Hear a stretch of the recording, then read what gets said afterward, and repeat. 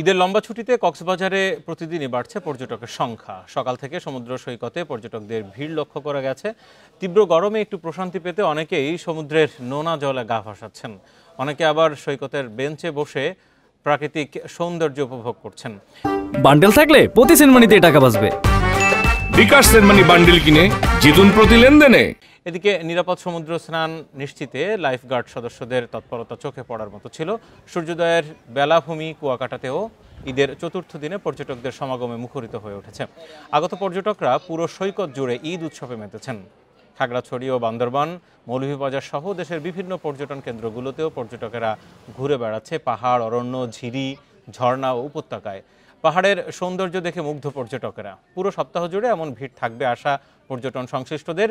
এদিকে যে কোনো অপ্রীতিকর ঘটনা এড়াতে তৎপর রয়েছে টুরিস্ট পুলিশ, নৌ পুলিশ ও থানা পুলিশের সদস্যরা।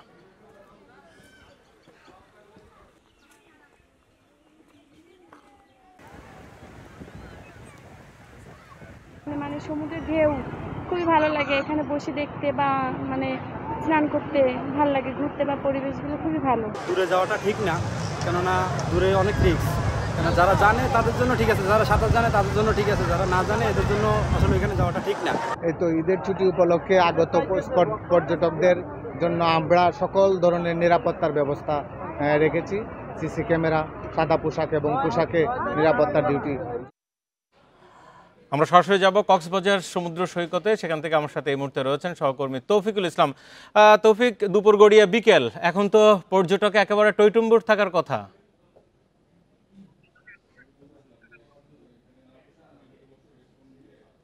বাসার মূলত এখন হচ্ছে বিকেল 4টা, 4:30 বাজে। পর্যটক সমাগম অনেক বেশি হয়েছে। আমরা দেখতে পাচ্ছি সকাল থেকে পর্যটকের সংখ্যা অনেক বেশি। এখন পর্যটকদের সাথে যোগ দিয়েছে স্থানীয় দর্শনার্থীর সংখ্যাও আমরা অনেকটা বেশি দেখতে পাচ্ছি। একটু দেখাই, আছি সমুদ্র সৈকতের লাবণী পয়েন্টে। এখানে আপনারা দেখতে পাচ্ছেন যতদূর চোখ যায় মানুষ আর মানুষ। এখানে তারা যে যার যার মতো করে আনন্দ উপভোগ করছেন।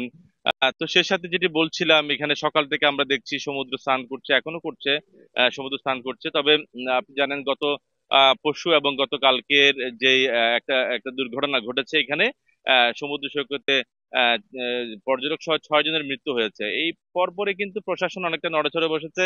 আমরা দুপুরে দেখেছি এখানকার অতিরিক্ত জেলা ম্যাজিস্ট্রেট তিনি এসেছিলেন, আসার পরে লাইফগার্ডের সদস্যদের সাথে কথা বলেছেন। একটু আগে আমরা এখানে ফায়ার সার্ভিসের একটি টিমও দেখেছি। তো সবকিছু মিলিয়ে আসলে তাদের যে কর্মব্যস্ততা বা তৎপরতা সেটি আমরা দেখতে পেয়েছি। যখন কোনো ধরনের দুর্ঘটনা এড়াতে তারা কাজ করে যাচ্ছেন। পাশাপাশি আপনি জানেন যখন পর্যটক সমাগম বেশি হয়, ভিড় হয়, তখন কক্সবাজারে কিন্তু অনেকটা চাপ পড়ে। এখানে 550 চেয়ে বেশি হোটেল মোটেল রয়েছে। এসব হোটেলে প্রায় লক্ষাধিক মানুষ থাকার ব্যবস্থা রয়েছে। যেহেতু টানা 10 দিনের ছুটি পাওয়া গেছে, এই 10 দিনের ছুটিতে ইতিমধ্যে আমরা দেখেছি লক্ষাধিকের কাছাকাছি পর্যটক কক্সবাজার ভ্রমণে আসছেন বলে আমরা জেনেছি হোটেল ব্যবসায়ীদের কাছে। তো জেলা প্রশাসকের সাথে আমার কথা হয়েছে, তিনি আমাকে জানিয়েছেন পর্যটক হয়রানির বিরুদ্ধে তারা কাজ করছেন। যেহেতু আপনারা জানেন অনেকটা চাপ, যখন অধিক সংখ্যক পর্যটক যখন আসবে তখন অনেকটা চাপ থেকে যায়।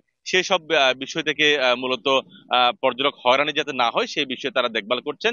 এখানে টুরিস্ট পুলিশ রয়েছেন, জেলা পুলিশের সদস্যরা রয়েছেন, সেনাবাহিনী কাজ করে যাচ্ছেন। অনেকটা 4 স্তরের নিরাপত্তা ব্যবস্থা জোরদার করা হয়েছে।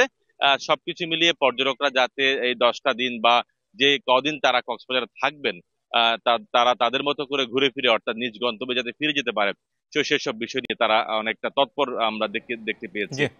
তো এই ছিল এখানকার সার্বিক পরিস্থিতি। কক্সবাজার সমুদ্র সৈকত থেকে জানাচ্ছেন তৌফিকুল ইসলাম।